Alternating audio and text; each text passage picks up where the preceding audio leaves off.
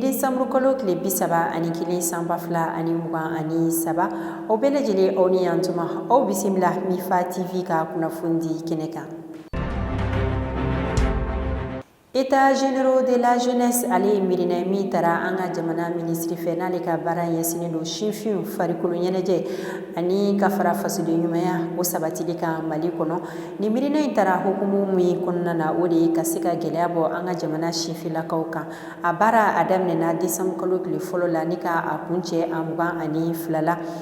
O tɛmɛnen kɔfɛ u ye a bɛɛ lajɛlen fara ɲɔgɔn kan ni ka kɛ gafeba ye k'o ta k'o di an ka camancɛ fanga ɲɛmɔgɔ ma colonel Assimi Goïta décembre kalo tile 23 tɛmɛnen na CICB la Bamako kɔnɔ n'a kɛra ɲɛnajɛba ye. A gafe in yɛrɛ kɔnɔna na recommandation min kun bɛ a la o bɛnna 256 de ma.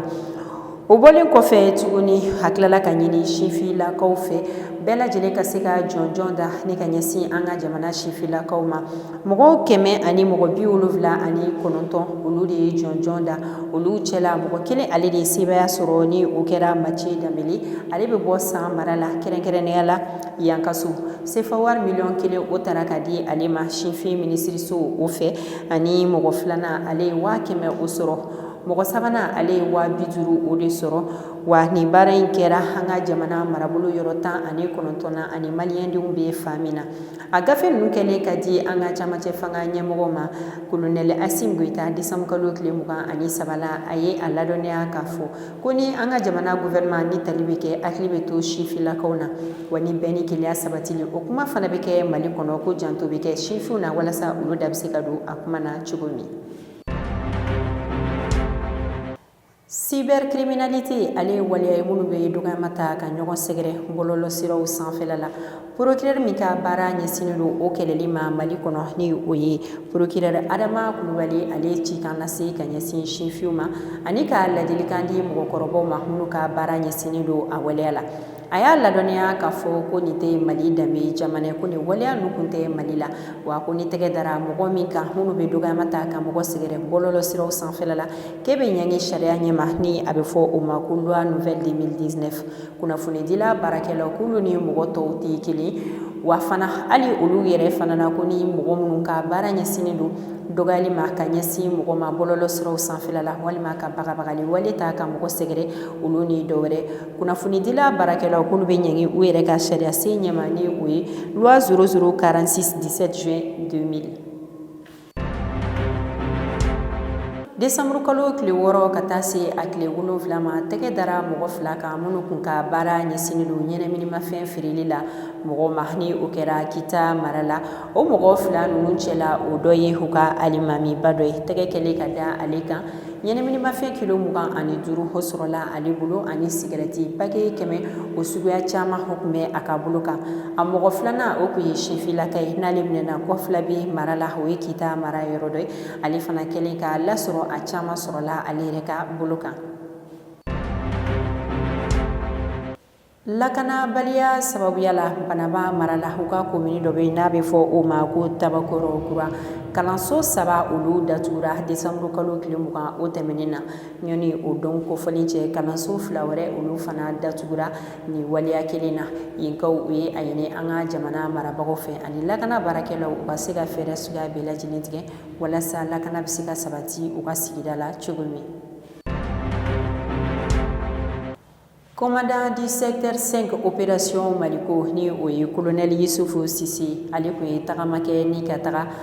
Farabugu kɔ fɛ yen décembre kalo tile 20 tɛmɛnen na u ka ɲɛmɔgɔw olu tɔgɔ la. A ka nin tagama in kun bɛ ka boli fɛn min kan o de finitigilaka minnu bɛ yen ka taa foliba lase olu ma ani u bɛ ka cɛsiri minnu kɛ hali bi u ka se ka caman fara u kan cogoya min na. U tagatɔ u taara ni dɛmɛ caman ye ni ka ɲɛsin u ma. Farabugu ale ye dugutigi ni o ye Sidi Mohamed Kulubali ale ye foliba lase armée ani an ka jamana marabagaw ma u bɛ ka cɛsiri minnu kɛ a ye foliba lase u ma o baaraw la. Décembre kalo kɔnɔna na Muruja mara la binkali wale 2 taara ka ɲɛsin an ka finitigilakaw olu sigiyɔrɔ ma ni o kun 2nan o kɛra décembre kalo tile 25 o tɛmɛnen na. Tiɲɛni dɔw o kɛra an ka finitigilakaw olu ka yɔrɔ fanfɛla la wa babagaciw yɛrɛ fana olu dɔw fagara an ka jamana armée fɛ.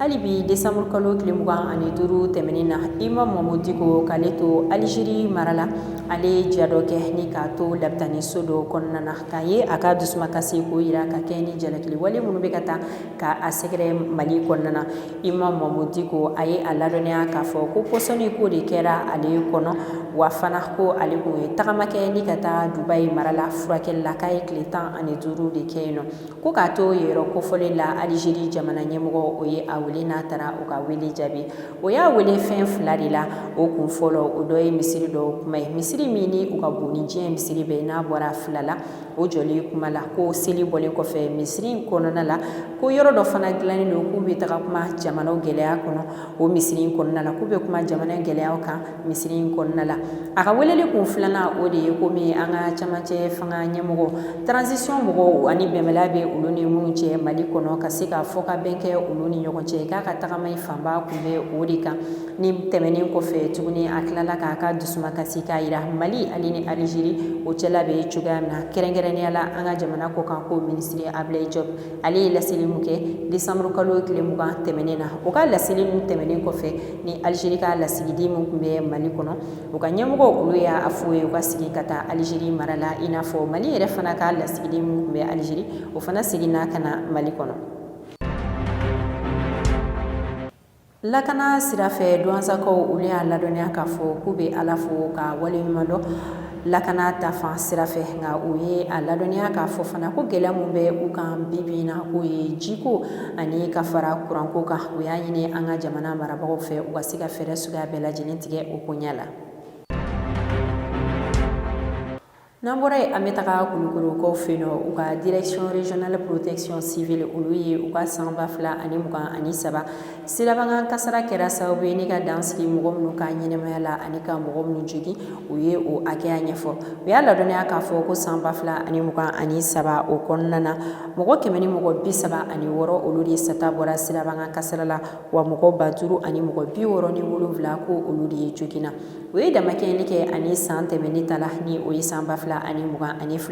o wagati kofɔlen na 2022 ko mɔgɔ 100 ani mɔgɔ 75 olu de sata bɔra sirabankan kasara la ani ko mɔgɔ 5000 ni mɔgɔ 691 olu de joginna wa ko ni sirabankan kasara fanba ninnu ko o kɛra ka ɲɛsin mɔgɔ minnu ma o ye sifilakaw ye minnu si bɛ a daminɛ san 15 ka taa se san 29 ma.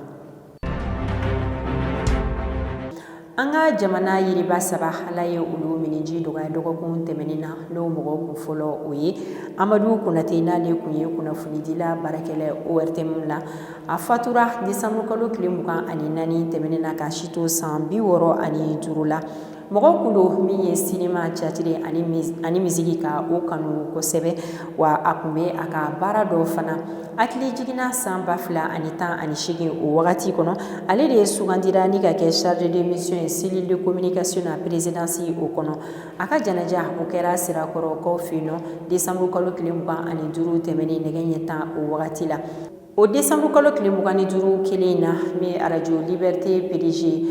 Alimami Samori Ture ale ye o yɛrɛ miniji dɔgɔya nin don kofɔlen kelen na a mɔgɔ sabanan o ye Madamu Kulubali tanti Umu Jara ni dɔw b'a wele ko Jɛma ale ye o miniji dɔgɔya décembre kalo tile 26 la ka si to san 58 na tanti Umu Jara ale bangera kabini san 1965 la ni o kɛra Segukaw fɛ yen nɔ Ala kun ye den kelen ka o don a garisigɛ la a ye baara kɛ radio Kayira la ani chaîne de la Umu Jara tanti Umu muso kun don min kun cɛsirilen don kosɛbɛ a ka baara fanba o kun bɛ kɛ ka kɛ ladilikan ye ka ɲɛsin mɔgɔw ma kɛrɛnkɛrɛnnenya la musolakaw walasa u ka furu o bɛ se ka sabati u bolo ka ɲɛ cogoya min na a ka baara kelenw na a sera ka minnu fara ɲɔgɔn kan o dɔ ye sɔgɔmada dolo gingin gɛrɛ kɔlɔnsen kɔrɔla piribaratɔn yele Madame Jukus ka fara Guakunda kan ni dɔw bɛ o dɔn finma ani jɛma na ani 20 sur 20 ni o kun bɛ to ka kɛ tarata donyaw fɛ wa o tarata kelen de la tanti Umu Jara a ye diɲɛ to a ka janaja o kɛra Bankɔnikaw fɛ yen nɔ décembre kalo tile 27 tɛmɛnen na Ala k'u bɛɛ lajɛlen dayɔrɔ nɛɛmaya. K'a daminɛ décembre kalo tile 23 la ka taa se a 25 ma binkali wale taara ni ka ɲɛsin Nigeria ale dugu 20 yɔrɔ ma ni o kɛra sababu ye ka mɔgɔ caman bɔnɛ ani na o kɛra yɔrɔ minnu na o ye Mongo Bogos Barkin Lady la wa jalakili talen don ka mɔgɔ minnu sɛgɛrɛ o ye u ka kulu marifatigiw ye minnu bɛ yɔrɔ kofɔlen na décembre kalo tile 27 tɛmɛnen na a yirala k'a fɔ ko mɔgɔ 200 ɲɔgɔnna olu de sata bɔra a binkali wale la mɔgɔ 500 ko olu de joginna wa mɔgɔ caman fana ko olu ɲɛma tununna bibi na Senegalikaw fino mɔgɔ minnu kɛlen don ka u kan bɔ jamana mara nɔfɛ u ye u ka sɛbɛn don mɔgɔ minnu bɛ ka fɛn ka kalafili kɛ min bolo dalen don février kalo natala san 2024 na o bɛ taga bɛn mɔgɔ 70 jate de ma ni Ousmane Sonko n'ale yɛrɛ bɛ o mɔgɔ kofɔlenw cɛ la an lamɛnbaga jɛkulu bɛɛ lajɛlen an sera ka kunnafoni minnu sɔrɔ k'o fara ɲɔgɔn kan ni ka o ɲɛfɔ ye o kɛra nin de an bɛ 2023 la bi an bɛna bɔ o la ka don 2024 la aw minnu ni aw tɛ sɛgɛn k'an lamɛn sanga ni wagati bɛɛ lajɛlen la an bɛ aw fo dantɛ foli min na ala k'a kɛ hɛrɛ sen k'an ka jamana k'a basigi ala ka san kura ka o hɛrɛ di an bɛɛ lajɛlen ma ka san wɛrɛ ka o yira an kɛnɛ na a k'an bɛ o la sanga wagati wɛrɛ ni ala ka jɛ